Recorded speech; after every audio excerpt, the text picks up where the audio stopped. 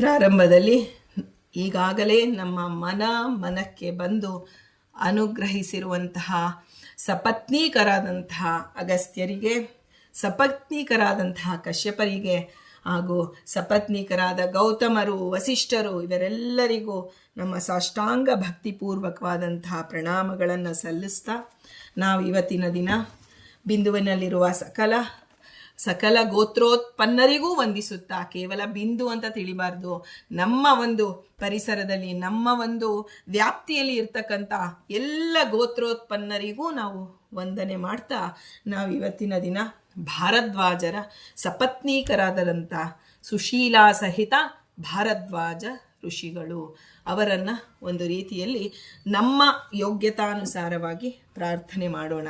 ಏಕೆಂದರೆ ಅವರ ಬಗ್ಗೆ ನಾವು ಅಪಾರ ಅವ್ರನ್ನ ತಿಳ್ಕೊಳ್ಳೋಕೆ ಸಾಧ್ಯವೇ ಇಲ್ಲ.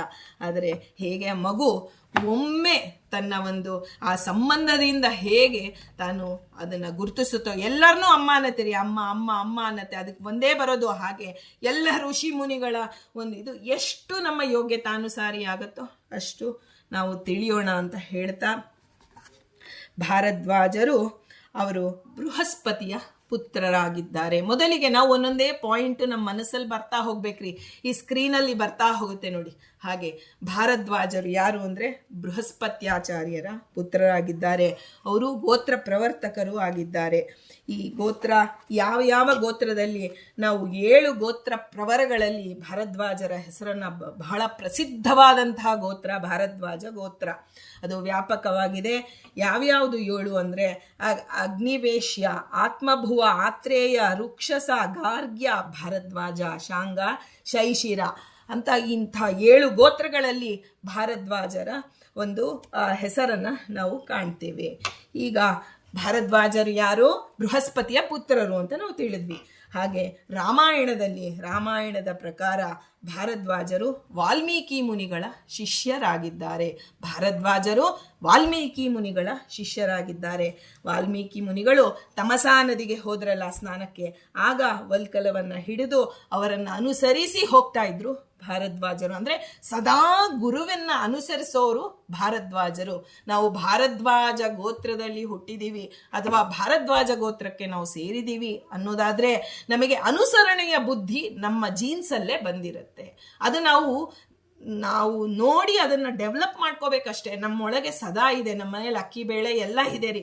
ಅದನ್ನು ಗಮನಿಸಿಕೊಂಡು ನಾವು ಆಹಾರ ತಯಾರು ಮಾಡ್ಕೊಳ್ಳೋದು ನಮ್ಮ ಜವಾಬ್ದಾರಿ. ಹೊರಗಿನ ತರಬೇಕಾಗಿಲ್ಲ, ಜೀನ್ಸ್ ಒಳಗೆ ಇದೆ. ಅನುಸರಿಸುವಂತಹ ಬುದ್ಧಿ, ಗುರುವನ್ನ ಅನುಸರಿಸುವ ಬುದ್ಧಿ ಭಾರದ್ವಾಜ ಗೋತ್ರದವರಿಗೆ ಸಹಜವಾಗಿ ಬಂದಿರತ್ತೆ ಅಂತ ಹೇಳ್ತಾರೆ. ಅದರಿಂದ ಆ ಒಂದು ಏನು ವಾಲ್ಮೀಕಿಗಳು ಅದನ್ನು ನೋಡಿ, ಆ ಪಕ್ಷಿಗಳನ್ನು ನೋಡಿ ರಾಮಾಯಣದ ಒಂದು ಮೊದಲನೆಯ ಒಂದು ಶಾಪ ಅಂತ ಹೇಳ್ತಾರೆ. ಆದರೆ ಶ್ಲೋಕ ಮೊದಲನೇದು ಬಂತಲ್ಲ, ಆಗ ಆ ಭಾರದ್ವಾಜರು ಅಲ್ಲೇ ಇದ್ರು. ಅದನ್ನು ಅವರೇ ಬರ್ಕೊಂಡಿದ್ದ ಕೀರ್ತಿ ಅವರಿಗೆ ಸಲ್ಲತ್ತೆ. ವಾಲ್ಮೀಕಿ ಋಷಿಗಳ ಬಾಯಿಂದ ಬಂದಂತಹ ಅನುಷ್ಟು ಛಂದಸ್ಸಿನಲ್ಲಿರುವಂತಹ ಶ್ಲೋಕವನ್ನು ಭಾರದ್ವಾಜ ಮುನಿಗಳು ಬರೆದುಕೊಂಡಿದ್ದಾರೆ ಅಂತ ನಾವು ಹೇಳ್ತೀವಿ. ಈಗ ನೋಡಿ, ಶ್ರೀರಾಮ ರಾಮಾಯಣ ಕಾಲದಲ್ಲಿ ಆಗಲೇ ಭಾರದ್ವಾಜರು ಪ್ರಸಿದ್ಧರಾದಂತಹ ಮುನಿಗಳಾಗಿದ್ದರು. ಈಗಿನವರೆಲ್ಲರೂ ಇವರೆಲ್ಲ ವೇದ ಕಾಲದವರು. ಅಲ್ಲಿಂದ ಬಂದಂತಹ ಋಷಿ ಮಹಾಮುನಿಗಳನ್ನು ನಾವು ತಿಳಿತಾ ಇದ್ದೀವಿ. ವನವಾಸಕ್ಕಾಗಿ ಭಗವಂತ ಆ ಒಂದು ಇದರಿಂದ ಅಯೋಧ್ಯೆಯಿಂದ ಹೊರಟ ಭಗವಂತ ಮೊದಲು ಬರ್ತಾನೆ, ಪ್ರಯಾಗ ಕ್ಷೇತ್ರಕ್ಕೆ ಬರ್ತಾನೆ. ಆ ಪ್ರಯಾಗದಲ್ಲಿ ಭಾರದ್ವಾಜರ ಆಶ್ರಮವಿದೆ. ನಾವು ಪ್ರಯಾಗಕ್ಕೆ ಹೋದಾಗ, ಯಾಕೆಂದರೆ ಭಾರದ್ವಾಜ ಮುನಿಗಳ ಆಶ್ರಮವನ್ನು ನಾವು ಇವತ್ತಿಗೂ ಕಾಣ್ತೇವೆ.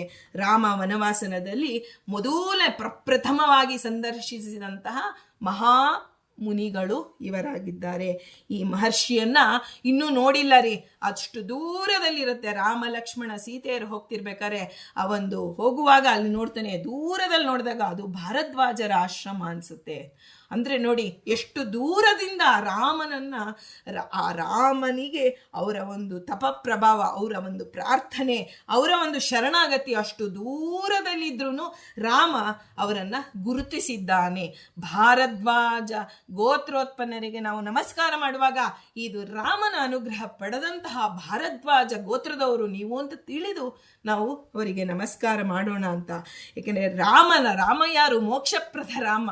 ಆ ಮೋಕ್ಷ ಮೋಕ್ಷಪ್ರದ ರಾಮನನ್ನ ಅನುಗ್ರಹವನ್ನ ನೀವು ಪಡೆದವರಾಗಿದ್ದೀರಿ ಅಂತ ಹೇಳಬೇಕು. ಆಗಿನ ಕಾಲಕ್ಕೆ ಅವರು ಸುಪ್ರಸಿದ್ಧ ಮಹರ್ಷಿಗಳು. ಹಾಗೆ ಅವರು ತೀಕ್ಷ್ಣ ವ್ರತಧಾರಿ. ವ್ರತ ಮಾಡೋದಕ್ಕೆ ಹಿಡಿದ್ರು ಅಂದ್ರೆ ತೀಕ್ಷ್ಣವಾಗಿ, ಈಗ ವ್ರತ ಮಾಡೋದು ಬೇರೆ, ತೀಕ್ಷ್ಣವಾಗಿ ಮಾಡೋದು ಬೇರೆ.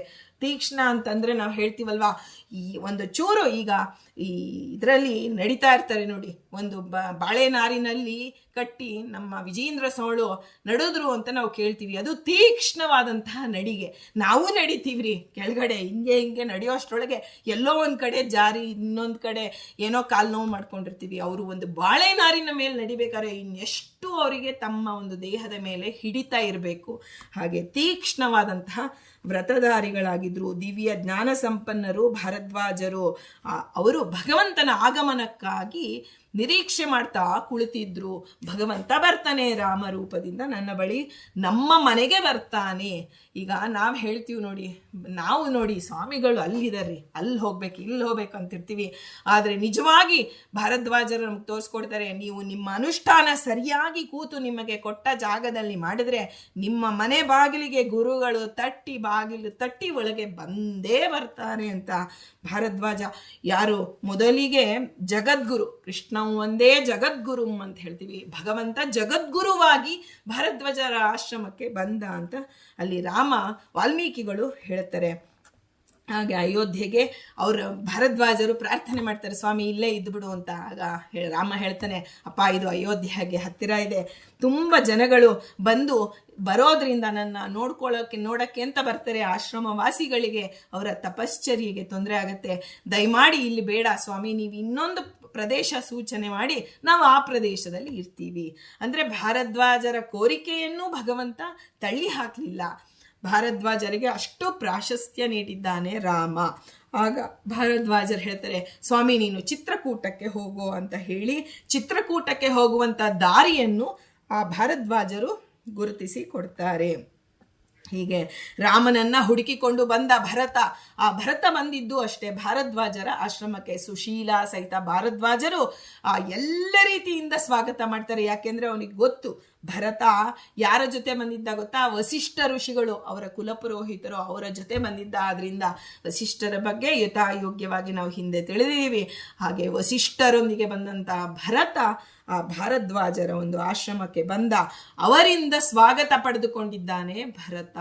ಎಂಥ ಒಂದು ಮಹಾಮುನಿಗಳಿಂದ ಭರತ ಒಂದು ಸ್ವಾಗತ ಪಡ್ಕೊಂಡಿದ್ದಾನೆ. ಯಾಕೆ ಅಂದ್ರೆ ರಾಮನಲ್ಲಿ ಭಕ್ತಿ ಮಾಡಿದ್ರಿಂದ ಭಾರದ್ವಾಜರು ಅವನನ್ನ ಅನುಗ್ರಹ ಮಾಡಿದರು ಅಂತ ನಾವು ಕೇಳ್ತೀವಿ. ಹೀಗೆ ಅವನನ್ನ ಕಂಡು ಪ್ರೀತಿಯಿಂದ ಅವನ ಇಡೀ ಸೈನ್ಯಕ್ಕೆ, ಭರತ ಸೈನ್ಯ ತಗೊಂಡು ಬಂದಿದ್ನಲ್ಲ ಎಲ್ಲದಕ್ಕೂ ಔತಣ ನೀಡಬೇಕು. ಯಾಕೆಂದ್ರೆ ಇವನಲ್ಲಿ ರಾಮ ಭಕ್ತಿ ಇದೆ. ಎಲ್ಲಿ ಭಗವದ್ ಭಕ್ತಿ ಇದೆಯೋ ಅಲ್ಲಿ ನಾವು ಗುರುತಿಸಿ ಅವರನ್ನ ಆದರ ಮಾಡಿದ್ರೆ ಭಗವಂತ ನಮಗೆ ಅನುಗ್ರಹ ಮಾಡ್ತಾನೆ ಅಂತ ಭಾರದ್ವಾಜರು ನಮಗೆ ಸಂದೇಶ ಕೊಡ್ತಾರೆ. ಆಗ ಅವ್ರು ಏನ್ ಮಾಡಿದ್ರು, ಮೊದಲು ಎಂಥ ತಪಶ್ಚರ್ಯ ಅವ್ರದ್ದು ಅಂದ್ರೆ ಅವರು ವಿಶ್ವಕರ್ಮನನ್ನ ಮೊದಲು ಮಂತ್ರಪೂರ್ವಕವಾಗಿ ಆಹ್ವಾನ ಮಾಡ್ತಾರೆ.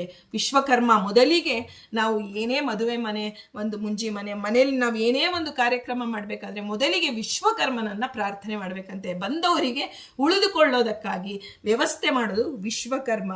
ಹಾಗಾಗಿ ಸೈನಿಕರಿಗೆಲ್ಲ ಯೋಗ್ಯತಾನುಸಾರಿಯಾಗಿ ವಸತಿಯನ್ನ ನಿರ್ಮಿಸ್ತಾನೆ ವಿಶ್ವಕರ್ಮ. ಏನ್ರಿ ನಮ್ಮ ಥರ 3-6 ತಿಂಗಳು 4-4 ತಿಂಗಳು ಅಲ್ಲರಿ, ಒಂದು ಕಣ್ಣು ಮುಚ್ಚಿ ಕಣ್ಣು ಬಿಡೋ ಅಷ್ಟರೊಳಗೆ ಎಲ್ಲರಿಗೂ ಅವರವರ ಯೋಗ್ಯತಾನುಸಾರಿಯಾದ ವಸತಿ ಆಗೋಯ್ತು. ಯಮ, ವರುಣ, ಕುಬೇರ ಅವರೆಲ್ಲ ಬಂದು ಅತಿಥಿಗಳಿಗೆ ಬನ್ನಿ ಕೂತ್ಕೊಳ್ಳಿ, ಇಲ್ಲಿ ಕೂತ್ಕೊಳ್ಳಿ, ನಿಮ್ಮ ಸಾಮಾನು ಕೊಡಿ, ಹೀಗೆ ನಿಮ್ಮ ಬಿಲ್ಲು ಬಾಣಗಳನ್ನ ಇಲ್ಲಿಡಿ ಅಂತ ಹೇಳಿ ಅವ್ರಿಗೆ ಏನು ವ್ಯವಸ್ಥೆ, ಅತಿಥಿಗಳ ಒಂದು ಸತ್ಕಾರ ಮಾಡೋಕೆ ಪ್ರಾರಂಭ ಮಾಡಿಬಿಟ್ರು. ಅಂದ್ರೆ ನಮಗೆ ಅಂಥ ದೇವತೆಗಳ ಅನುಗ್ರಹವನ್ನ ಒದಗಿಸಿಕೊಡೋರು ಭಾರದ್ವಾಜರು ಅಂತ ನಾವು ತಿಳಿಬೇಕು. ಆ ನದಿ ದೇವತೆಗಳು ಬಂದುಬಿಟ್ರು ರೀ. ಆ ನದಿ ದೇವತೆಗಳು ಬಂದು ಕಬ್ಬಿನ ಹಾಲಿದೆಲ್ಲ ಅಂತಹ ಸವಿಯಾದಂತಹ ನೀರನ್ನ ಆ ಭರತನ ಎಲ್ಲ ಸೈನಿಕರಿಗೆ, ವಸಿಷ್ಠರಿಗೆ ಒದಗಿಸ್ತಾ ಇದ್ದಾರೆ. ಗಂಧರ್ವರು, ವಿಶ್ವಾವಸು, ಹಾಹಾ ಹೂಹು ಅವರೆಲ್ಲ ಮಧುರವಾಗಿ ಹಾಡಿ ರಂಜಿಸಿದ್ರು ಅಂತ ರಾಮಾಯಣದಲ್ಲಿ ಬರೀತಾರೆ ರೀ ವಾಲ್ಮೀಕಿಗಳು. ಅಂದ್ರೆ ಅದನ್ನ ಕಂಡು ಬರ್ದಿದ್ದು, ಏನೋ ಕಲ್ಪನೆ ಮಾಡಿದ ಕಾವ್ಯ ಅಲ್ಲ. ಬ್ರಹ್ಮದೇವರು ಅನುಗ್ರಹ ಮಾಡಿರ್ತಾರೆ ವಾಲ್ಮೀಕಿಗೆ, ಏನು ನಡೆದಿದೆ ಅದು ನಿನಗೆ ನಿನ್ನ ಅಂತಶ್ಚಕ್ಷುಗೆ ಗೋಚರವಾಗಲಿ, ಅದನ್ನೇ ನೀನು ಬರಿ ಅಂತ ಹೇಳಿ ಅನುಗ್ರಹ ಮಾಡಿರ್ತಾರೆ. ಆದ್ರಿಂದ ಅಪ್ಸರೆಯರು ಯಾರು ನೋಡಿ, ಹಾ ಹಾ ಹೂ ಅವೆಲ್ಲ ಗಜೇಂದ್ರ ಆಗಿದ್ದ ನೋಡಿ, ಅವರೆಲ್ಲ ಸಾಕ್ಷಾತ್ತಾಗಿ ಭಾರದ್ವಾಜರ ಒಂದು ಭಕ್ತಿಗೆ ಅನುಗ್ರಹ ಮಾಡಿ ಬಂದು ಅವರಿಗೆ ಅನುಕೂಲ ಮಾಡಿಕೊಟ್ರು ಅಂತ ಹೇಳ್ತಾರೆ. ಈ ಅಪ್ಸರೆಯರು ಘೃತಾಚಿ, ವಿಶ್ವಾಚಿ, ಮಿಶ್ರಕೇಶಿ, ಅಲಂಬಸ, ನಾಗದಂತ, ಹೇಮ, ಹಿಮ, ಈ ಎಲ್ಲರೂ ನರ್ತನ ಮಾಡ್ತಾರಂತೆ ಭರತನ ಒಂದು ಸೈನಿಕರಿಗೆ. ಅವ್ರನ್ನ ಮನಸ್ಸಂತೋಷ ಪಡಿಸೋದಕ್ಕಾಗಿ ಸೋಮ, ಚಂದ್ರದೇವರು ಭಕ್ಷ್ಯ ಭೋಜ್ಯಗಳನ್ನು ತಯಾರು, ಒಂದು ಕ್ಷಣದಲ್ಲಿ ಇದೆಲ್ಲ ನಡೆದು ಹೋಯ್ತು. ಈಗ ಒಬ್ಬರು ಮಾಡಿದ್ಮೇಲೆ ಇನ್ನೊಬ್ರು ಕಾಯೋದಲ್ಲ ರೀ, ಏಕಕಾಲಕ್ಕೆ ಇದು ಎಷ್ಟು ನಡೆದು ಹೋಯ್ತು ಅಂತ ಹೇಳ್ತಾರೆ. ಹೀಗೆ ಮಹರ್ಷಿಗಳು ತಮ್ಮ ಮಹಿಮೆ, ತಪಸ್ಸಿನ ಮಹಿಮೆಯಿಂದ ರಾಜಭವನದಲ್ಲೂ ಸಹಿತ ಇಂತಹ ದಿವ್ಯವಾದ ಭೋಜನ ಸಿಗೋದಿಲ್ಲ. ಅಂತಹ ಭೋಜನ ನೋಡಿ ಕೇವಲ ಹೊಟ್ಟೆಗಷ್ಟೇ ಅಲ್ಲ, ತಲೆಗೆ, ಮನಸ್ಸಿಗೆ ಎಲ್ಲದರಿಂದ ತೃಪ್ತಿಪಡಿಸಿದ್ರು ಅವ್ರನ್ನ. ಹಾಗೆ ನಾವು ಭಾರದ್ವಾಜರನ್ನ, ಸುಶೀಲ ಸಹಿತ ಭಾರದ್ವಾಜರನ್ನ ಸ್ಮರಣೆ ಮಾಡಿ, ಸ್ವಾಮಿ ನಮ್ಮ ಮನೆಯಲ್ಲಿ ಇಂತಹ ಒಂದು ಕಾರ್ಯಕ್ರಮ ಏರ್ಪಾಟಾಗಿದೆ, ಬ್ರಾಹ್ಮಣ ಮುತ್ತೈದರನ್ನೆಲ್ಲ ಕರೆದಿದ್ದೀವಿ, ಅವರೆಲ್ಲರಿಗೂ ಈ ರೀತಿಯ ಆಧಾರ ನಾನು ಮಾಡಬೇಕು ಅಂದರೆ ನಿಮ್ಮ ಅನುಗ್ರಹ ನಮಗೆ ಬೇಕು. ಆ ಭಾರದ್ವಾಜ ಗೋತ್ರೋತ್ಪನ್ನರಿಗೆ ಸಹಜವಾಗಿ ಈ ಒಂದು ಗುಣ ಇರುತ್ತೆ ಅಂತಾರೆ, ಆದರೆ ಅವರು ಅದನ್ನು ಗುರುತಿಸ್ಕೊಂಡು ಅದನ್ನು ಬೆಳೆಸ್ಕೊಳ್ಬೇಕು ಅಂತನ್ನೋದು ನಮ್ಮ ಆಚಾರ್ಯರು ಯಾವಾಗೂ ಹೇಳ್ತಿದ್ರು. ಈ ಮಹರ್ಷಿಗಳ ಮಹಿಮೆ ಇನ್ನೂ ಇಷ್ಟೇ ಅಲ್ಲ ರೀ, ಆ ಒಂದು ಬಿಲ್ವ ವೃಕ್ಷಗಳಿತ್ತಂತೆ ಅವರ ಒಂದು ತಪಸ್ಸಿ ಮಾಡುವಂತಹ ಆಶ್ರಮದಲ್ಲಿ. ಆ ವೃಕ್ಷಗಳು ಮೃದಂಗ ಬಾರಿಸಿದ್ವಂತೆ, ಅಂದರೆ ಗಾಳಿಗೆ ಮೃದಂಗ ಬಾರಿಸಿದಂತೆ ಆ ಸೌಂಡು ಕೇಳಿಸ್ತು. ಆ ವನದೇವತೆ, ಅಲ್ಲಿರೋ ಆ ಒಂದು ಅಭಿಮಾನಿ ದೇವತೆಗಳು ಅದನ್ನು ಮಾಡಿದ್ದು. ತಾಳ ವೃಕ್ಷಗಳೆಲ್ಲ ತಾಳ ಹಾಕ್ತಿತ್ತಂತೆ, ಲತೆಗಳೆಲ್ಲ ಸ್ತ್ರೀ ರೂಪ ಧರಿಸಿ ಪರಿಚಾರಿಕೆ ಅದನ್ನು ಹೀಗೆ ಮಾಡಿ ಸುಮ್ಮನೆ ಕಣ್ಣು ಅಲ್ಲಿ ಬಂದ ಸೈನಿಕರು ಅಲ್ಲಿ ನೋಡಿದ್ರೆ ಅದು ಬೇಕಾ ಅಂತ ತಂದು ಕೊಡೋರಂತೆ. ಹೀಗೆ ಎಂಥ ಉಪಚಾರ ಅಂದರೆ ಬೀಗ್ರೋಪಚಾರ ಅಂತ ಹೇಳ್ತೀವಲ್ಲ, ಆ ರೀತಿ ಮಾಡ್ತಿದ್ದಂತೆ. ಎಲ್ಲರೂ ಬಂದವರು ತಮ್ಮ ಎಲ್ಲ ಕೆಲಸಗಳನ್ನು ಮುಗಿಸಿ ಎಲ್ಲ ತಮ್ಮ ತಮ್ಮ ಪಾಡಿಗೆ ಹೊರಟು ಬಿಟ್ರು ಎಲ್ಲ ದೇವತೆಗಳು. ಆ ಭರತನ ಜೊತೆಯಲ್ಲಿ ಬಂದವರೆಲ್ಲ ಅವರಿಗೆ ದೈಹಿಕವಾಗಿ, ಮಾನಸಿಕವಾಗಿ ಎಲ್ಲರೂ ದಣಿದು ಬಂದಿದ್ರು. ಯಾಕೆಂದ್ರೆ ರಾಮ ನಮ್ಮನ್ನು ಬಿಟ್ಟು ಹೋಗಿದ್ದಾನೆ, ನಾವು ರಾಮನನ್ನು ನೋಡಬೇಕು. ಆತಂಕ ಜೊತೆಗೆ ಆಯಾಸ ಎಲ್ಲವೂ ಕುಡಿತು. ಅದೆಲ್ಲವನ್ನ ಮೊದಲಿಗೆ ಭಾರದ್ವಾಜ ಮುನಿಗಳು ತಮ್ಮ ಆಶ್ರಮಕ್ಕೆ ಬಂದವರಿಗೆ ಮೊದಲು ಪರಿಹಾರ ಮಾಡಿದರು. ನಾವು ಅಷ್ಟೇ ರೀ, ತುಂಬ ಆಯಾಸ ಆಗಿರುತ್ತೆ, ತುಂಬ ಆತಂಕ ಆಗಿರುತ್ತೆ. ಆಗ ಸುಶೀಲ ಸಹಿತ ಭಾರದ್ವಾಜ ಋಷಿಗಳಿಗೆ ನಾವು ವಂದನೆ ಮಾಡಿದರೆ ಅವರು ನಮಗೆ ಎಲ್ಲವನ್ನ ನಮ್ಮ ಯೋಗ್ಯತಾನುಸಾರವಾಗಿ ನಮಗೆ ಆದಂತಹ ದೈಹಿಕ ಆಯಾಸ, ಮಾನಸಿಕವಾದ ಆತಂಕ, ನೂರಾರು ಬಗೆಯ ದುಃಖಗಳನ್ನು ಪರಿಹಾರ ಮಾಡ್ತಾರೆ. ಆಮೇಲೆ ರಾಮನ ಆಶ್ರಮ ಚಿತ್ರಕೂಟಕ್ಕೆ ದಾರಿಯನ್ನ ಭಾರದ್ವಾಜರೇ ತೋರಿಸ್ತಾರೆ. ಭರತನಿಗೆ ಹೇಳ್ತಾರೆ, ನೋಡಪ್ಪ ರಾಮ ಅಲ್ಲಿದ್ದಾನೆ, ನೀನು ಹೋಗಬಹುದು. ಹೀಗೆ ನಮಗೆ ನಮ್ಮ ಗುರಿಯನ್ನೂ ನಿರ್ದೇಶನ ಮಾಡಿಸ್ತಾರೆ. ಕೇವಲ ಹೊಟ್ಟೆ ತುಂಬಿಸ್ತಾರೆ, ಮನಸ್ಸು ತೃಪ್ತಿ ಪಡಿಸ್ತಾರೆ ಅಲ್ಲರಿ. ನಿನ್ನ ಗುರಿ ಬೆಳಗಾದ ತಕ್ಷಣ ನೀನು ಎಲ್ಲಿ ಹೋಗಬೇಕು ಅನ್ನೋಂಥ ಒಂದು ಗುರಿಯನ್ನ ಭಾರದ್ವಾಜರು ನಮಗೆ ತೋರಿಸ್ತಾರೆ ಅಂತ ಹೇಳ್ತಾರೆ. ಮೊದಲಿಗೆ ಸಂದರ್ಶನ ಮಾಡಿದ ಋಷಿಗಳು ರಾಮ ವನವಾಸಕ್ಕೆ ಹೋದಾಗ ಭಾರದ್ವಾಜರು, ಕೊನೆಯಲ್ಲಿ ಮಾಡಿದವರು ಭಾರದ್ವಾಜರೇ. ಕೊನೆಯಲ್ಲಿ ವನವಾಸವನ್ನೆಲ್ಲ ಮುಗಿಸಿಕೊಂಡು ರಾವಣಾದಿಗಳನ್ನು ಸಂಹಾರ ಮಾಡಿ ಅಯೋಧ್ಯೆಗೆ ಹಿಂತಿರುವಾಗ ಚೈತ್ರ ಶುಕ್ಲ ಪಂಚಮಿ ಆಗಿತ್ತು. ಅದನ್ನು ನಾವು ಚೆನ್ನಾಗಿ ನೆನ್ಪಿಟ್ಕೊಳ್ಳೋಣ. ಚೈತ್ರ ಶುಕ್ಲ ಪಂಚಮಿ ರಾಮ ಮತ್ತೆ ಭಾರದ್ವಾಜರ ಆಶ್ರಮಕ್ಕೆ ಬಂದ. ಅದರಲ್ಲೂ ಭಾರದ್ವಾಜ ಗೋತ್ರದವರು ಈ ಚೈತ್ರ ಶುಕ್ಲ ಪಂಚಮಿಯನ್ನ ವಿಶೇಷವಾಗಿ ಆಚರಣೆ ಮಾಡ್ತಿದ್ರು ಹಿಂದಿನ ಕಾಲದಲ್ಲಿ. ಅದರಲ್ಲೂ ಭಾರದ್ವಾಜ ಗೋತ್ರದವರು ಮಾಡ್ತಿದ್ರಂತೆ. ಯಾಕೆಂದ್ರೆ ರಾಮ ನಮ್ಮ ಮನೆಗೆ ಬಂದಂತಹ ದಿವಸ. ಅಂದ್ರೆ ನೋಡಿ, ಆ ರಾಮ ಮೊದಲೇ ಬಂದಿದ್ನಲ್ಲ ರೀ, ಅದು ಯಾಕೆ ನೀವು ಮಾಡಲ್ಲ ಆಚರಣೆ ಅಂದ್ರೆ, ಇಲ್ಲಿ ಪೂರ್ಣ ಕಾಮನಾಗಿ ರಾಮ ಅಲ್ಲಿ ಹೋಗುವಾಗ ಆತಂಕ ಅವನಿಗೆ ಯಾವತ್ತೂ ಇಲ್ಲ, ಅವನು ಪೂರ್ಣನಾಗಿದ್ದಾನೆ. ಸದಾ ಲಕ್ಷ್ಮೀನಾರಾಯಣರು ಜೊತೆಗೆ ಇದ್ದಾರೆ. ಆದರೆ ಒಂದು ತನಗೆ ತಂದೆಯ ಮಾತನ್ನ ಅನುಗ್ರಹ ಮಾಡಿ, ತಂದೆಯ ಮಾತನ್ನ ನಡೆಸಿ ಸಂತೋಷವಾಗಿ ಬಂದಂತಹ ರಾಮನನ್ನ ಸುಶೀಲ ಸಹಿತ ಭಾರದ್ವಾಜ ಮುನಿಗಳು ಅವರನ್ನ ಆ ಒಂದು ಸ್ವಾಗತ ಮಾಡ್ತಾರೆ.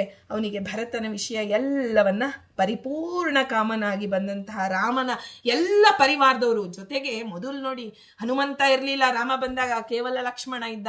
ಇಲ್ಲಿ ಹನುಮಂತನೂ ಬಂದಿದ್ದ ಅಲ್ವಾ. ಆ ಹನುಮಂತನ ಸಹಿತನಾಗಿ ಬಂದಂತಹ ರಾಮನಿಗೆ ಭಾರದ್ವಾಜರು ಆತಿಥ್ಯ ನೀಡಿದರು. ಅಂದರೆ ಹರಿವಾಯುಗಳು ಬಂದಂತಹ ಒಂದು ದಿನ ಅಂತ ಹೇಳಿ ವಿಶೇಷವಾಗಿ ಅವರು ಆಚರಣೆ ಮಾಡ್ತಿದ್ರು ಹಿಂದೆ. ಹೀಗೆ ರಾಮ ಹನುಮಂತನನ್ನ ಭರತನ ಬಳಿ ಕಳಿಸಿದ್ದು, ನಂದಿಗ್ರಾಮಕ್ಕೆ ಹೋಗಪ್ಪ ಅಂತ ಹೇಳಿ ತಾನು ಭಾರದ್ವಾಜರ ಆಶ್ರಮದಲ್ಲೇ ಉಳಿತಾನೆ. ಮಾರನೇ ದಿನ ಅವತ್ತು ಹೊರಡ್ತೀವಿ, ನೀನು ಮುಂಚಿನಿಂದನೇ ಹೋಗು ಅಂತ ಹನುಮಂತ ದೇವರನ್ನ ಕಳಿಸಿದಂತಹ ಆ ಒಂದು ಭಾರದ್ವಾಜ ಮುನಿಗಳ ಆಶ್ರಮದಲ್ಲಿ ಭಗವಂತ ತಂಗಿದ, ಅಂದ್ರೆ ಇದ್ದ. ಹೀಗೆ ಭಾರದ್ವಾಜ ಗೋತ್ರದವರು ಹೆಮ್ಮೆಯಿಂದ ಹೇಳ್ಕೋಬಹುದು, ರಾಮದೇವರು ನಮ್ಮ ಗೋತ್ರೋತ್ಪನ್ನರಾದಂತಹ ಆ ಋಷಿಗಳು, ಆ ಗೋತ್ರದಲ್ಲಿ ಬಂದಂತಹ ಋಷಿಗಳಲ್ಲಿ ಆ ಒಂದು ಆಶ್ರಮದಲ್ಲಿ ನಮ್ಮ ಭಗವಂತ ರಾಮನಾಗಿ ಬಂದು ನಮಗೆ ಇದ್ದಾನೆ, ನಮ್ಮ ಮನೆಯಲ್ಲೂ ಇಂದಿಗೂ ಇದ್ದಾನೆ ಅಂತ ಧೈರ್ಯವಾಗಿ ನಾವು ಹೇಳ್ಕೋಬಹುದು. ಭಾರದ್ವಾಜ ವಂಶಜರು ಎಲ್ಲರೂ ಪ್ರಖ್ಯಾತ ಋಷಿಗಳೇ ಆಗಿದ್ದಾರೆ ನೋಡಿ. ಅವರೆಲ್ಲ ಹೇಳ್ತಾರೆ, ಅವರ ಒಂದು ಇದರಲ್ಲಿ ಒಂದು ಚರಿತ್ರೆ ಬರುತ್ತೆ, ಮಹಾಭಾರತದಲ್ಲಿ ಒಂದು ಬರುತ್ತೆ. ಅವರು ಭಾರದ್ವಾಜರು ತುಂಬ ಅತ್ಯಂತವಾಗಿ ಮೊದಲಿಗೆ ಅವರು ಸಾಧನ ಮಾಡುವಾಗ ಅವರು ತಪಸ್ಸು ಮಾಡ್ತಾನೇ ಇದ್ದಾರೆ. ಅವರ ಮನಸ್ಸಿನ ಆಸೆ ಏನು ಅಂದರೆ, ಸ್ವಾಮಿ ನಾನು ವೇದವನ್ನ ಓದಬೇಕು, ವೇದವನ್ನ ಪಾರಾಯಣ ಮಾಡಬೇಕು, ಗುರುಮುಖೇನ ವೇದವನ್ನ ನಾನು ಕಲಿಬೇಕು ಅನ್ನೋದು ಅವರ ಆಸೆ ಆಗಿರ್ತಾರೆ.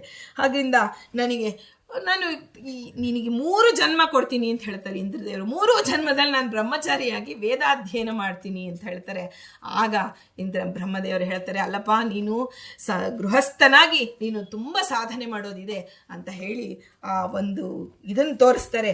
ಆ ಒಂದು ಗಿರಿ ರೂಪದಲ್ಲಿ ಒಂದು ದೊಡ್ಡ ಬೆಟ್ಟಗಳು, ಆ 3 ತೋರಿಸ್ತಾರೆ. ಏನಿದು ಅಂದಾಗ ಇದು ವೇದದ ರಾಶಿ ಅಂತ ಹೇಳಿದಾಗ, ಸ್ವಾಮಿ ನಾನು ಅಶಕ್ಯವಾದದನ್ನು ಬಯಸ್ಬಿಟ್ಟೆ, ದಯಮಾಡಿ ನನಗೆ ಅಭ್ಯಾಸಕ್ಕೆ ಎಷ್ಟು ಸಾಧ್ಯವೋ ಅಷ್ಟನ್ನು ನೀನೇ ಕರುಣಿಸು ಅಂದಾಗ ಬ್ರಹ್ಮದೇವರು 3 ಮುಷ್ಟಿಗಳಷ್ಟು ವೇದವನ್ನ ಭಾರದ್ವಾಜರಿಗೆ ಕೊಟ್ಟು, ಅಭ್ಯಾಸ ಏನು 4 ಮುಖದಿಂದ ವೇದವನ್ನ ಅಧ್ಯಯನ, ಸದಾ ವೇದವನ್ನು ಹೇಳುವಂಥ ಬ್ರಹ್ಮದೇವರ ಕಡೆಯಿಂದ ಆ ಒಂದು 3 ಮುಷ್ಟಿಯಷ್ಟು ವೇದವನ್ನ ಸ್ವೀಕಾರ ಮಾಡಿ ಅದನ್ನು ಅಭ್ಯಾಸ ಮಾಡುವಂತಹ ಮಹಾನ್ ಮುನಿಗಳು ಭಾರದ್ವಾಜರು ಆಗಿದ್ದಾರೆ. ಷಟ್ ಪ್ರಶ್ನೋಪನಿಷತ್ತಿನಲ್ಲಿ 6 ಜನ ಪಿಪ್ಪಲಾದರ ಬಳಿ ಬರ್ತಾರೆ. ಮೊನ್ನೆ ನಮ್ಮ ಆಚಾರ್ಯರು ಹೇಳಿದ್ರು, ಆ ಒಂದು ದದೀಚಿ ಋಷಿಗಳ ಒಂದು ಇದರಲ್ಲಿ ಆ ಪಿಪ್ಪಲಾದರ್ ಇದೆಯಲ್ಲ, ಅವರಲ್ಲಿ ಬ್ರಹ್ಮವಿದ್ಯೆಯನ್ನು ಕಲಿಯಕ್ಕೆ ಬರ್ತಾರೆ. ಅದರಲ್ಲಿ ಮೊದಲನೆಯವರೇ ಭಾರದ್ವಾಜರಾಗಿರ್ತಾರೆ ನೋಡಿ. ಎಲ್ಲ ಈ ಮಹಾಭಾರತದಕ್ಕೆ ಬಂದಾಗ, ಮಹಾಭಾರತದಲ್ಲಿ ಕೌರವ ಮತ್ತು ಪಾಂಡವರಿಗೆ ಗುರುಗಳು ಯಾರು? ದ್ರೋಣಾಚಾರ್ಯರು. ದ್ರೋಣಾಚಾರ್ಯರು ಯಾರು ಅಂದರೆ ಭಾರದ್ವಾಜರ ಪುತ್ರರಾಗಿದ್ದಾರೆ. ದ್ರೌಪದಿಯ ತಂದೆ ದೃಪದ ಇದ್ನಲ್ಲ, ಆ ದೃಪದನೂ ಸಹಿತ ಭಾರದ್ವಾಜರ ಶಿಷ್ಯನಾಗಿದ್ದಾನೆ. ಹಾಗೆ ಅವರ ಗುರುಕುಲದಲ್ಲಿ ದ್ರೋಣ ಮತ್ತೆ ಆ ಒಂದು ದೃಪದರ ಮೈತ್ರಿ ಬೆಳೆದು ಅವರಿಗೆ ಮುಂಚೆ ವೈಮನಸ್ಸಿಯಾಗಿ ದೃಷ್ಟದ್ಯುಮ್ನಾದಿಗಳು ದ್ರೌಪದಿಗಳ ಒಂದು ಇದಕ್ಕೆ ಆವಿರ್ಭಾವಕ್ಕೆ ಕಾರಣರಾಗಿದ್ದಾರೆ ಭಾರದ್ವಾಜರು. ಅತ್ಯಂತವಾಗಿ ಆ ಒಂದು ಅವರ ವಿಷಯದಲ್ಲಿ ಇನ್ನೊಂದು ಬಹಳ ಮಹತ್ವವಾದಂತಹ ಒಂದು ಘಟನೆ ನಡೆಯುತ್ತೆ. ಅವರ ಮಿತ್ರರು ರೈಭ್ಯರು ಅಂತ, ರೈಭ್ಯ ಮಹರ್ಷಿಗಳು ಅಂತ, ಅವರಿಬ್ರು ಮಹಾಭಾರತದ ವನಪರ್ವದಲ್ಲಿ ಬರುವಂತಹ ಒಂದು ಇದು. ಅವರು ಪರಸ್ಪರ ಧರ್ಮ ಜಿಜ್ಞಾಸೆ ಮಾಡುತ್ತಾ ಪರಮ ಮಿತ್ರರಾಗಿರ್ತಾರೆ. ಅವರಿಗೆ ಭಾರದ್ವಾಜರಿಗೆ ಯುವಕ್ರೀತ ಅಂತ ಒಬ್ಬ ಮಗ ಇರ್ತಾನೆ, ರೈಭ್ಯರಿಗೆ 2 ಪುತ್ರರಿರ್ತಾರೆ. ಇವರು ಭಾರದ್ವಾಜರಿಗೆ ಯಾವಾಗೂ ಜಪತಪದಲ್ಲೇ ವೇದಾನುಷ್ಠಾನದಲ್ಲೇ ನಿರತರಾಗ್ಬಿಡ್ತಾರೆ. ಆಗ ರೈಭ್ಯರಿಗೆ ಮತ್ತು ಅವರ ಮಕ್ಕಳಿಗೆ ಜನ ಹೆಚ್ಚು ಮನ್ನಣೆ ಕೊಡಕ್ಕೆ ಪ್ರಾರಂಭದಾಗ ಯುವಕ್ರೀತನಿಗೆ ಸಹನೆ ಆಗಲಿಲ್ಲ. ಆ ಯುವಕ್ರೀತ ಏನು ಮಾಡ್ದ? ಅಧ್ಯಯನವಿಲ್ಲ. ಹೌದು ಸ್ವಾಮಿ, ನಾನು ಎಲ್ಲಿ ಅಧ್ಯಯನ ಮಾಡಿಲ್ಲ, ಆದರೆ ನಾನು ತಪಸ್ಸು ಮಾಡ್ತೀನಿ, ತಪಸ್ಸಿನ ಮೂಲಕವನ್ನೇ ಸಕಲ ವೇದಾರ್ಥಗಳನ್ನು ನಾನು ತಿಳಿತೀನಿ ಅಂತ ಹೇಳಿ ತಪಸ್ಸು ಮಾಡೋಕ್ಕೆ ಪ್ರಾರಂಭ ಮಾಡಿದ್ರು. ಆಗ ಇಂದ್ರದೇವರು ಪ್ರತ್ಯಕ್ಷ ಆಗ್ತಾರೆ. ಬೇಡಪ್ಪ, ತಪಸ್ಸಿನ ಒಂದು ಇದು ಗುರುಮುಖೇನ ವೇದಾಧ್ಯಯನ ಮಾಡುವುದೇ ವಿಹಿತ ಮಾರ್ಗ ಅಂತ ಅವ್ರಿಗೆ ಹೇಳಿದ್ರು. ಬೇರೆ ಕ್ರಮದಿಂದ ನಿನಗೆ ಯಾವ ತಪಸ್ಸಿನಿಂದನೂ ವೇದ ಒಲಿಯೋದಿಲ್ಲ. ಈ ಅಭ್ಯಾಸೇನತು ಕೌಂತೆಯ, ಅಭ್ಯಾಸದಿಂದಲೇ ವಿದ್ಯೆ ಬರುತ್ತೆ ಹೊರತು ಯಾವುದೋ ತಪಶ್ಚರ್ಯ ಮಾಡಿದೆ, ನಾನು ಇನ್ನೇನೋ ಮಾಡಿದೆ ಅಂದರೆ ಇದು ಗುರೂಪಸಕ್ತಿಯಿಂದಲೇ ವಿದ್ಯೆ ಬರಬೇಕು ಅಂತ ಇಂದ್ರದೇವರು ಹೇಳಿದ್ರು ಕೇಳೋದಿಲ್ಲ, ತಪಸ್ಸನ್ನು ಮುಂದುವರಿಸ್ತಾರೆ. ಹಾಗೆ ನನಗೊಬ್ಬರಿಗೆ ಅಲ್ಲ, ಎಲ್ಲ ಬ್ರಾಹ್ಮಣರಿಗೂ ಅಷ್ಟೇ ಅಧ್ಯಯನ ಮಾಡದೆ ಅವರು ವೇದ ವಿಷಾದ ಆಗಬೇಕು ಅಂತ ಬೇರೆ ಹಠ ಮಾಡಿಕೊಂಡು ಪ್ರಯತ್ನವನ್ನು ತೀವ್ರಗೊಳಿಸ್ತಾರೆ ಯುವಕ್ರೀತ. ಆಗ ಅವನು ಯುವಕ್ರೀತನಿಗೆ ಬುದ್ಧಿ ಕಲಿಸ್ಬೇಕು ಅಂತ ಇಂದ್ರದೇವರು ಬರ್ತಾರೆ ನೋಡ್ರಿ, ವೃದ್ಧ ಬ್ರಾಹ್ಮಣನ ವೇಷದಲ್ಲಿ ಗಂಗಾ ನದಿಗೆ ಬಂದು ಒಂದೊಂದೇ ಮುಷ್ಟಿಯ ಮರಳನ್ನು ಗಂಗೆ ಹತ್ರ ಹಿಂಗೆ ಹಾಕಿ ಹಾಕಿ ಹಾಕಿ ಹಾಕ್ತಾ ಇರ್ತಾರೆ. ಅದನ್ನ ಯುವಕ್ರೀತ ನೋಡ್ತಾನೆ. ಏನು ಮಾಡ್ತಿದ್ಯಪ್ಪ ಅಂತಂದ್ರೆ, ನಾನು ಅಣೆ ಕಟ್ತಾ ಇದ್ದೀನಿ. ಆಗ ಅವ್ರು ನಗ್ತಾರೆ, ಅಯ್ಯೋ, ಒಂದು ಮುಷ್ಟಿಯ ಮರಳನ್ನು ತಗೊಂಡು ಗಂಗಾ ನದಿ, ಎಂಥ ಪ್ರವಾಹದ ಗಂಗಾ ನದಿ, ಇದಕ್ಕೆ ನೀನು ಅಣೆ ಕಟ್ಟಕ್ಕಾಗತ್ತಾ ಅಂತಂದ್ರೆ, ಅವಾಗ ಅವನು ಹೇಳ್ತಾನೆ, ನೀನು ಅಷ್ಟೇ ನೋಡು, ಅಧ್ಯಯನವಿಲ್ಲದೆ ವೇದವನ್ನ ಕಲಿತೀನಿ ಅಂತ ನೀನು ಹೇಳೋದಾದ್ರೆ ಇದು ಯಾಕೆ ಸಾಧ್ಯವಾಗಬಾರ್ದು ಅಂತ. ಆಗ ಅವರಿಗೆ ಒಂದು ಜಿಜ್ಞಾಸೆ ಹುಟ್ಟತ್ತೆ, ಹೌದಲ್ವಾ, ಅಧ್ಯಯನ ಇಲ್ಲದೆ ಯಾವತ್ತೂ ನನಗೆ ವಿದ್ಯೆ ಬರೋದಿಲ್ಲ ಅಂತ ಹೇಳಿದಾಗ ಅವನಿಗೆ ತನ್ನ ತಪ್ಪಿನ ಅರಿವಾಗತ್ತೆ. ಆಮೇಲೆ ಬಂದವರು ಇಂದ್ರದೇವರು ಅಂತ ಗೊತ್ತಾಗತ್ತೆ. ಅದರಿಂದ ಆದರೆ ಇಂದ್ರದೇವರು ಸ್ವಲ್ಪ ಅನುಗ್ರಹ ಮಾಡಿ ನಿಮಗೆ ವೇದ ಮತ್ತು ವೇದಾರ್ಥಗಳು ಸ್ಫುರಿಸಲಿ ಅಂತ ಹೇಳಿ ಅನುಗ್ರಹ ಮಾಡಿ ಹೊಟ್ಟೋಗ್ತಾರೆ. ಆ ಯುವಕ್ರೀತ ಬಂದು ಭಾರದ್ವಾಜ ಮುನಿಗಳ ಹತ್ರ ಬಂದು ಹೇಳ್ತಾನೆ, ಸ್ವಾಮಿ, ನನ್ನ ತಂದೆ, ಯಾಕಂದರೆ ಅಲ್ಲಿ ಗುರು ಅಂತಲೇ ಸಂಬೋಧನೆ ಮಾಡೋದು ತಂದೆಯನ್ನ, ತಾತ ಗುರು ಅಂತ ಸಂಬೋಧನೆ. ಹಿಂದೆ ಎಲ್ಲ ಆ ಸಂಬಂಧಗಳು ಅಂದರೆ ತಂದೆ ಅಂದ್ರೇ ಗುರು, ಮೊದಲ ಗುರು ಯಾರು? ಆ ಒಂದು ಬ್ರಹ್ಮಚಾರಿಗೆ ಅಂದರೆ ತಂದೆ ಆಗಿದ್ದಾನೆ. ಅವನ ಹತ್ರ ಬಂದು ಹೇಳ್ತಾನೆ, ಭಾರದ್ವಾಜರ ಹತ್ರ ಬಂದು, ನೋಡಿ, ನನಗೆ ಪ್ರಯತ್ನವಿಲ್ಲದೆ ವೇದಗಳು, ನಾನು ಪ್ರಯತ್ನ ಮಾಡಿಲ್ಲ, ಆದರೂ ನನಗೆ ವೇದಗಳು ವೇದಾರ್ಥಗಳು ಸ್ಫುರಣೆಗೆ ಬಂತು ಅಂತ ಹೇಳ್ತಾನೆ. ಆದರೆ ಭಾರದ್ವಾಜರಿಗೆ ಸಂತೋಷ ಆಗೋದಿಲ್ಲ. ಅವ್ರು ಹೇಳ್ತಾರೆ, ಇಲ್ಲಪ್ಪ, ನಿನಗೆ ಪ್ರಯತ್ನವಿಲ್ಲದೆ ಬಂದಿದೆ, ಆದ್ರಿಂದ ನಿನಗೆ ಅಹಂಕಾರ ಬರುತ್ತೆ. ಹಿಂದೆ ಬಾಲಧಿ ಎಂಬ ಮಹರ್ಷಿ ಇದ್ದ, ಅವನ ಮಗ ಹೀಗೆ ಮಾಡಿ ಅವನು ನಾಶ ಹೊಂದಿದ್ದ, ಅದರಿಂದ ದಯಮಾಡಿ ನೀನು ಇದನ್ನು ಬೇಡ ಅಂತ ಹೇಳಿದು. ತಂದೆಯ ತಪಸ್ಸಿನ ಫಲವಾಗಿ ಅವನಿಗೆ ಪರ್ವತ ನಾಶವಾಗುವವರೆಗೂ ಆಯುಷ್ಯ ಕೊಡ್ತು. ಆದರೆ ತನಗೆ ಮರಣವೇ ಇಲ್ಲ ಅನ್ನೋ ಒಂದು ಅಹಂಕಾರ ಬಂತು. ಹಾಗಾಗಿ ಒಬ್ಬ ಮಹರ್ಷಿಯನ್ನು ಅವಮಾನ ಮಾಡಿ ಅವನು ನಾಶನಾದ. ಅದರಿಂದ ಯುವಕ್ರೀತ ಬೇಡಪ್ಪ ಅಂತ ಹೇಳಿದ್ರು, ಅವನು ಕೇಳಲಿಲ್ಲ. ಕೊನೆಗೆ ಯುವಕ್ರೀತ ರೈಭ್ಯರು ಇರ್ತಾರಲ್ಲ, ರೈಭ್ಯರಿಗೆ 2 ಮಕ್ಕಳಿರ್ತಾರಲ್ಲ, ಅವರ ಸೊಸೆಯನ್ನ ಕೆಣಕಲು ಹೋಗಿ ಆ ರೈಭ್ಯರ ಕೋಪಕ್ಕೆ ಬಲಿಯಾಗಿ ಅವನು ಮರಣ ಹೊಂದಿದ. ಆಗ ಭಾರದ್ವಾಜ ಮುನಿಗಳು ಎಂದಿನಂತೆ ಸ್ನಾನ ಮಾಡಿಕೊಂಡು ಬರ್ತಾರೆ. ಆ ಒಂದು ನದಿ ತೀರದಿಂದ ಬಂದರೆ ಅವರ ಬಂದೊಡನೆ ಅವರಿಗೆ ದಿನ ದಕ್ಷಿಣ ಗಾರ್ಹ್ಯಪತ್ಯ ಆಹವನಿ ಅಗ್ನಿಗಳು ಸ್ವಾಗತ ಮಾಡ್ತಿತ್ತು. ಆವತ್ತು ಅವರು ಆಶ್ರಮಕ್ಕೆ ಬಂದಾಗ ಅಗ್ನಿಗಳು ಶಾಂತವಾಗಿತ್ತು. ಆಗ ಅವರಿಗೆ ಗೊತ್ತಾಯಿತು, ಯಾವಾಗ ಅಗ್ನಿ ಶಾಂತ ಆಗತ್ತೆ ಅಂದರೆ, ಮನೆಯಲ್ಲಿ ಯಾರಾದರೂ ಮೃತರಾದರೆ ಅಗ್ನಿ ಹಿಂದೆ ನೋಡಿ ಅಂಥ ಎಲ್ಲೆಲ್ಲೋ ಇರ್ತಿದ್ರು ಮಗ ಇವರು ಎಲ್ಲ, ಹೇಗೆ ಗೊತ್ತಾಗ್ತಿತ್ತು ಅವರಿಗೆ ಅಂದರೆ, ಈ ರೀತಿಯಲ್ಲಿ ಗೊತ್ತಾಗ್ತಿತ್ತು. ನಮಗೆ ಯಾವುದೋ ಅಶೌಚ ಬಂದಿದೆ ಅನ್ನೋದು ಆ ಅಗ್ನಿ ಶಾಂತವಾಗ್ತಿತ್ತು ಅಂತ ಹೇಳ್ತಾರೆ. ಇದನ್ನ ನೋಡಿ ಶಂಕಿತರಾಗಿ ಅವರು ಜ್ಞಾನ ದೃಷ್ಟಿಯಿಂದ ನೋಡ್ತಾರೆ, ಮಗನ ಮರಣ ಗೊತ್ತಾಗೋಗುತ್ತೆ. ಈಗ ತುಂಬ ದುಃಖ, ಪುತ್ರ ಶೋಕಂ ನಿರಂತರಂ ಅಂತಾರೆ. ಆ ಮಗ ಹಾಗೆ ತಮ್ಮ ಕಣ್ಣೆದುರಿಗೆ ಮರಣ ಹೊಂದಿದ್ ನೋಡಿ ಆ ಭಾರದ್ವಾಜರಿಗೆ ಅತ್ಯಂತವಾಗಿ ಆ ಎಲ್ಲ ಕರ್ಮಗಳನ್ನು ಮುಗಿಸಿ ತಾವು ಅಗ್ನಿ ಪ್ರವೇಶ ಮಾಡಕ್ಕೆ ಹೊರಟೋಗ್ತಾರೆ. ಆಗ ಇದನ್ನು ತಿಳಿದಂತಹ ರೈಭ್ಯರ ಪುತ್ರ ಬಂದು, ಅವನು ಪುತ್ರ ಅರ್ವಾವಸು ಅಂತ, ಅವನು ತನ್ನ ತಪಪ್ರಭಾವದಿಂದ ಭಾರದ್ವಾಜರನ್ನ ಹಾಗೂ ಯುವಕ್ರೀತ ಇಬ್ಬರನ್ನು ಬದುಕಿಸ್ತಾನೆ.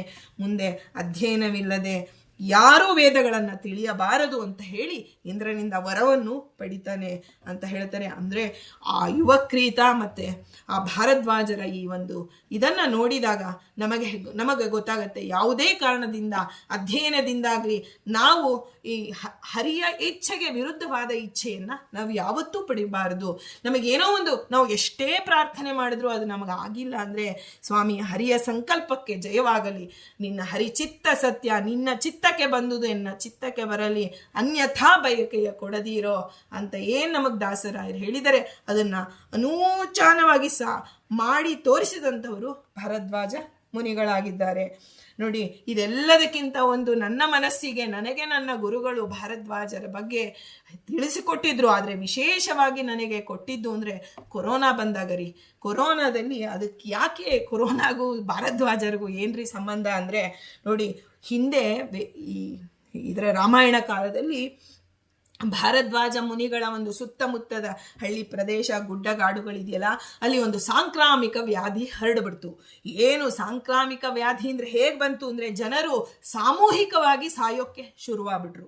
ಏನು ಒಬ್ರು ಇಬ್ರು ಅಲ್ಲರಿ, ಹೋಲ್ಸೇಲ್ ಆಗಿ ಅಲ್ಲಿರೋ ಗ್ರಾಮಸ್ಥರೆಲ್ಲ, ಅಲ್ಲಿರೋ ಇವರೆಲ್ಲ ಆ ಸಾಂಕ್ರಾಮಿಕ ವ್ಯಾಧಿಗೆ ಒಳಗಾಗಿ ಸಾಯೋ ಅಂತ ಸ್ಥಿತಿ ಬಂದಾಗ ಭಾರದ್ವಾಜರು ತಪಸ್ಸು ಮಾಡ್ತಾರೆ. ಇಂದ್ರದೇವರನ್ನ ತಪಸ್ಸು ಮಾಡಿ ಅವ್ರನ್ನ ಪ್ರಾರ್ಥನೆ ಮಾಡಿ ಆಯುರ್ವೇದ ವಿದ್ಯೆಯನ್ನು ಪಡೆದುಕೊಂಡ್ರು.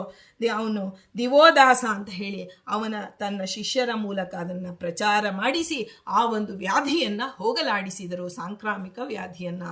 ಆಗ ಆ ಭಾರದ್ವಾಜರ ಒಂದು ತಪಸ್ಸು ಆ ಸಾಂಕ್ರಾಮಿಕ ರೋಗವನ್ನು ಹೋಗಲಾಡಿಸೋಕ್ಕೆ ಆಯುರ್ವೇದದ ವಿದ್ಯೆಯನ್ನು ಬಂತು. ಈಗ ಸಹಜವಾಗಿ ಜ್ಯೋತಿಷ್ಯಕಾರರ ಹತ್ರ ಹೋಗಿ ನಿಮ್ದು ಯಾವ ಗೋತ್ರ ಅಂದರೆ ಭಾರದ್ವಾಜ ಗೋತ್ರ ಅಂದರೆ ಅವ್ರು ಹೇಳ್ತಾರೆ, ನೀವು ಡಾಕ್ಟರ್ ಆಗ್ಬೋದು ರೀ, ನಿಮ್ಮ ಜೀನ್ಸಲ್ಲೇ ಡಾಕ್ಟರ್ ಆಗುವಂಥ ಒಂದು ಯೋಗ್ಯತೆ ಇದೆ ಅಂತ ಹೇಳ್ತಾರೆ. ಅಂದರೆ ಭಾರದ್ವಾಜರು ಆಯುರ್ವೇದ ವಿದ್ಯೆಯನ್ನು ಪ್ರಚುರಪಡಿಸಿದಂಥವರು ತಮ್ಮ ಶಿಷ್ಯರ ಮೂಲಕ ಇಂದ್ರದೇವರ ಅನುಗ್ರಹದಿಂದ ಅಂತ ನಾವು ತಿಳಿಬಹುದು. ಮಹಾಭಾರತದ ಶಾಂತಿ ಪರ್ವದಲ್ಲಿ ಭಾರದ್ವಾಜರು ಮತ್ತು ಭೃಗು ಋಷಿಗಳು ಸಂವಾದ ಮಾಡ್ತಾರೆ. ಆ ಸಂವಾದ ರೂಪದಲ್ಲಿ ಭಗವಂತ ಪ್ರಪಂಚದ ಸೃಷ್ಟಿ, ವರ್ಣವಿಭಾಗ, ಧರ್ಮ ಅಧರ್ಮದ ನಿಯಮಗಳು, ಜೀವಾತ್ಮನ ಸ್ವರೂಪಗಳು ಇವೆಲ್ಲವನ್ನ ನಿರೂಪಿಸಿದ್ದಾರೆ ಆ ಒಂದು ಸಂವಾದ ರೂಪದಿಂದ. ಯಾರು? ಭಾರದ್ವಾಜರು ಮತ್ತು ಭೃಗು ಮಹರ್ಷಿಗಳು. ನಮ್ಮ ಗುರುಗಳು ಇಂಥ ದೊಡ್ಡ ಒಂದು ಎತ್ತರವಾದಂತಹ ಸ್ಥಾನದಲ್ಲಿ ಸುಮಾರು ನಾವು ನೋಡಿದವರೇ ಭಾರದ್ವಾಜ ಗೋತ್ರದವರು ತುಂಬ ಜನ ನಮಗೆ ಕಂಡು ಬರ್ತಾರೆ ನಮ್ಮ ಸುತ್ತಮುತ್ತ ಇರುವಂಥವರು. ಈ ಒಂದು ಭಾರದ್ವಾಜರು ಸರ್ವ ಜನ ಹಿತವನ್ನು ಸಾಧಿಸಲು ಹೊರಟಂತಹ ಶ್ರಮಿಸಿದಂತಹ ಮಹಾಮಹಿಮರಾಗಿದ್ದಾರೆ ಅಂತ ತಿಳಿತಾ ನಾವು ಸುಶೀಲಾ ಸಹಿತ ಭಾರದ್ವಾಜ ಋಷಿ ಅಂತರ್ಗತ ಮುಖ್ಯ ಪ್ರಾಣ ಅಂತರ್ಗತ ಪಾಹಿಮಾಂ ಶ್ರೀ ವೇದವ್ಯಾಸಾಯ ನಮಃ ಅಂತ ಹೇಳ್ತಾ, ಇದರಲ್ಲಿ ತಪ್ಪಿದ್ರೆ ನಂದು, ಸರಿ ಇದ್ರೆ ನಮ್ಮ ಆಚಾರ್ಯರು ನಮಗೆ ಹೇಳ್ಕೊಟ್ಟಿದ್ದು ಅಂತ ಹೇಳ್ತಾ ಸರ್ವಂ ಸಂಪೂರ್ಣಂ ಶ್ರೀ ಕೃಷ್ಣಾರ್ಪಣಮಸ್ತು.